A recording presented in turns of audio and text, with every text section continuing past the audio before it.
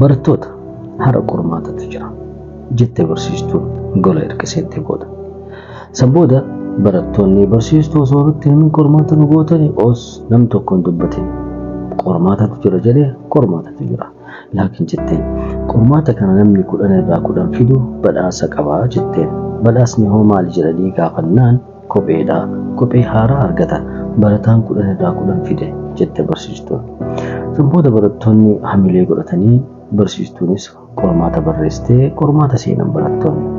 Almiin qormaanni dhumatee waraqaa walitti sassaabdee barsiistuun harramuu jalqabde yeroo boqonnaa. San booda witalaaltu irra caalaan ijoollee yookaan irra caalaan barattoota 10 irraa 10 fidan. San booda barsiistuun giraata kaabbaatee waan qotu wallaalte. Ani amma barattoota kana hunda kophee kennuufii hin danda'u yaani bajeta hagas kana hunda hin qabu. Ani nama tokko kophee kennuu barbaade jette. San booda boqonnaa booda ijoolleetti deebitee gara kifilii akkana jette. Ijoolleen hedduun 10 irraa 10 fiddanii jirtan.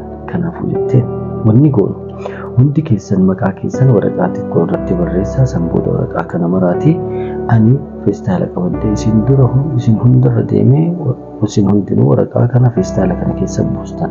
San booda feestaala kana sochoosnee waraqaa takka baasnaa namni abbaan isaa baheef kophee kana ni fudhata jette.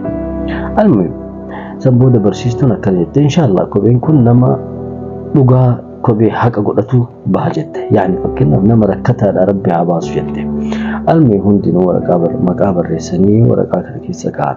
San booda barsiistuu waraqaa kana sochoostee mucaa xiqqaa tokko waamtee waraqaa keessaa baasette. Waraqaa keessaa wanta baasu talaaltu. Maqaan Faatimaa Muhammad jedha. Faatimaa Muhammad jette.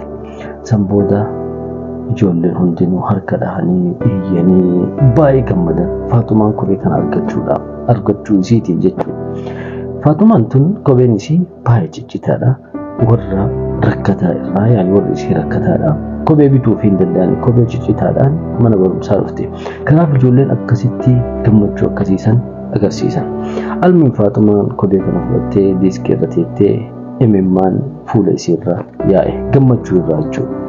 San booda manni barumsaa xumuramee ijoolleen gara mana ofii galan.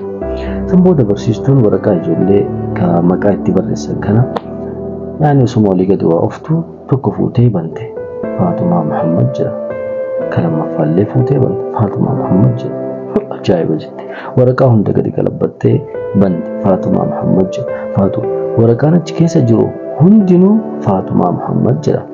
Barattoonni gola keessa jiran akka mucattiin tun rakkina kophee waan qabduuf waan beekaniif jecha ofii isaatii dabarsee Faatumaan akka argattu waan barbaadaniif hundi golaa osoo walitti himin walii galanii maqaa Faatumaa Muhammad jedhu barreessan. Haala saniin Faatumaan argatte. Faatumaan maqaa ofii barreessite. Yeroo kana barsiistuun ajaa'ibtee ijoolleen xixiqqoon tunniin akkanatti intala tanaa beekanii maqaa hundi isaaniitu osoo walitti himin maqaa isii barreessuun kun hagam keessi isaanii gaarii akka ta'e agarsiisa jette. San booda du'aa gooteef ijoolleedha. Rabbiin akkanumatti sinaa guddisu rabbiin akkuma amma yaani wal jaalattan kanatti rabbi sinaa guddisu jettee du'aa gootee fi boottee isiillee yaani gammaddee jechuudha.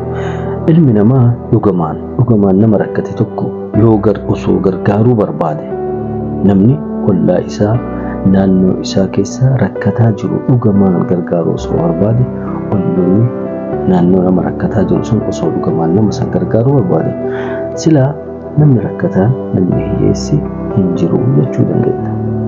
Laakiin ka qabu nafsii jedha. Rakkataan ammoo maal nyaadhee dhugaa jedha. Nagaatti.